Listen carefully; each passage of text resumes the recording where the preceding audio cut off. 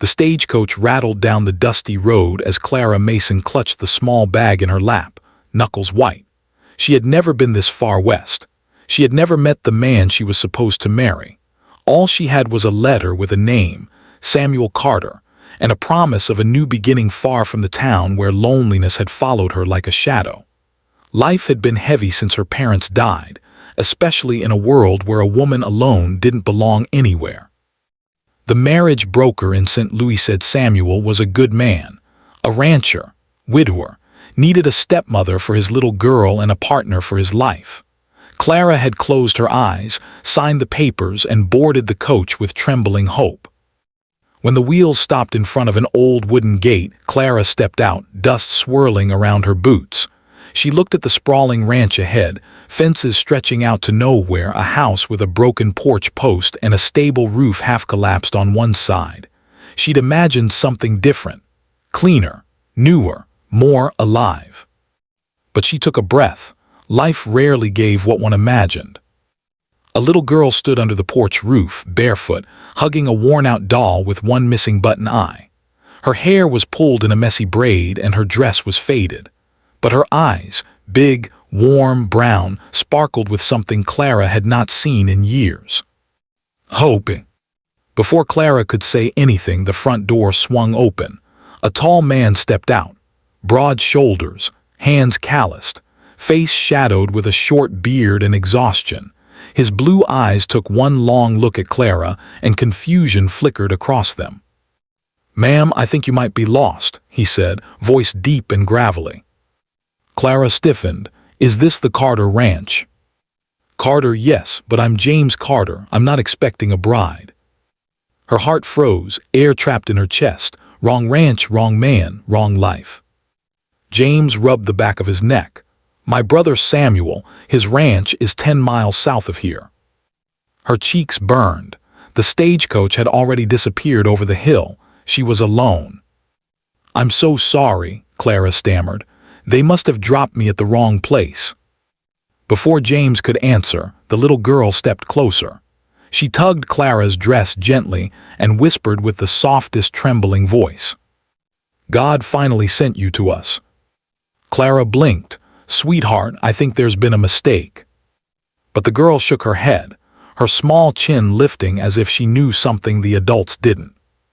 "My name is Lucy, and I prayed for a mama every night. And Daddy prays too, even if he doesn't say it out loud."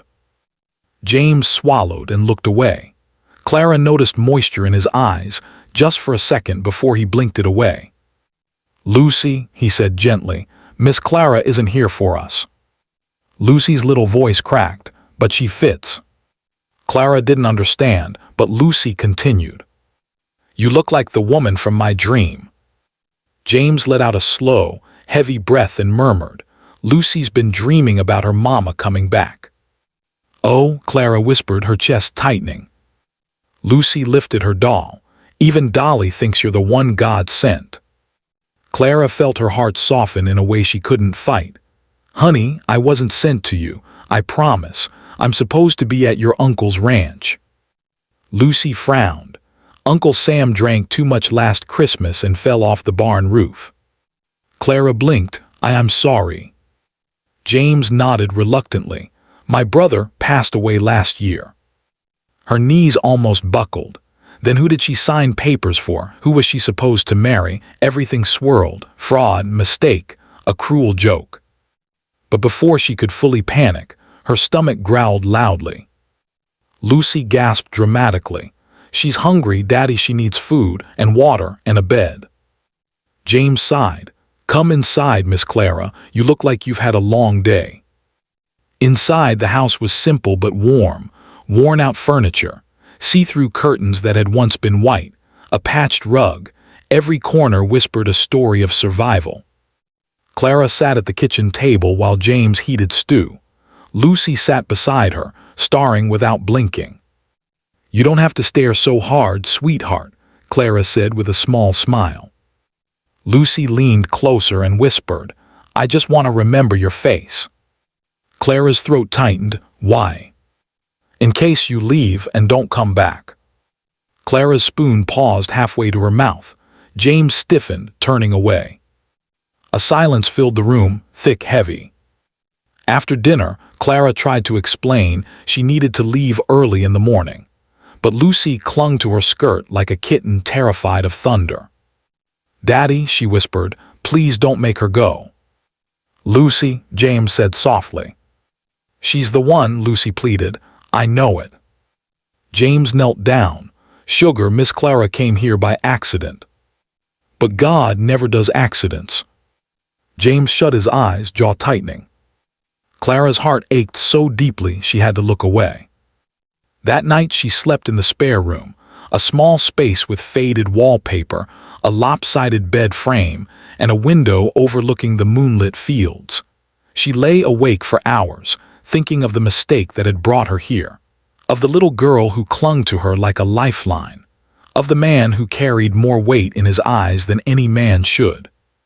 Morning came too quickly. James saddled his horse. Clara wrapped her shawl around herself, shivering in the dawn cold. Lucy clung to her again. "You can't go," she whispered. Clara's voice wavered. "Sweetheart, I have to find out what happened." Lucy's tiny hands trembled. "Please stay one more day." James gently pulled Lucy into his arms. "Let Miss Clara go now." Lucy sobbed into his shirt. Clara's heart broke. James looked at her over Lucy's head. "We're grateful you came, even by accident." She forced a smile. "Thank you for the kindness." She mounted the horse behind James. As they rode away, Lucy stood on the porch crying. Clara looked back. That image burned into her soul. They rode for miles in silence, but as they reached the old crossroads, James pulled the reins. "Your papers," he said slowly, "may have been forged." Clara stared. "Forged, but why?" "Some brokers prey on women looking for a new life," he said. "I'm afraid you may have been scammed." Her blood froze. "So I have no fiancé? No husband waiting, no ranch expecting you?" Her breath vanished. "No home. No future. Nothing." James watched her, eyes heavy. "Miss Clara, you can stay at my ranch until you figure things out. I won't leave you alone out here." She hesitated, tears burning. "I don't want to be a burden." "You won't be." They turned back. When Lucy saw them returning, she ran so fast she tripped twice. She threw herself into Clara's arms. "I knew you'd come back. I told Dolly you wouldn't leave." For the next week, Clara tried convincing herself she was only staying temporarily. But the ranch needed help. James needed help. Lucy needed affection more than she needed air. Clara found herself cooking, sewing Lucy's torn dresses, helping James patch the stable roof, teaching Lucy hymns, brushing her hair, kissing her bruised knees, whispering bedtime prayers she barely remembered from childhood. One evening, Lucy crawled into Clara's lap and said softly, "I don't miss Mama as much anymore when you're here." Clara froze. James across the room closed his eyes tightly. He whispered, "Lucy." "I'm sorry, Daddy," Lucy whispered back, "but Miss Clara makes our house warm." Clara looked at James. He looked at her. Something raw and unspoken passed between them. Days became 2 weeks. 2 became 3. Every morning Clara told herself she should leave. Every night she couldn't. Something in the walls of that home healed pieces of her that had been broken for years. Then one afternoon a wagon arrived, a letter for Clara. From the marshal. About the broker who forged her marriage papers. And about several women he had tricked before. Clara trembled as she read. "I was never meant to be anyone's bride," she whispered. Lucy grabbed her hand. "You're ours now, right, Daddy?" James swallowed hard. "Lucy." Lucy puffed up, "Then ask her."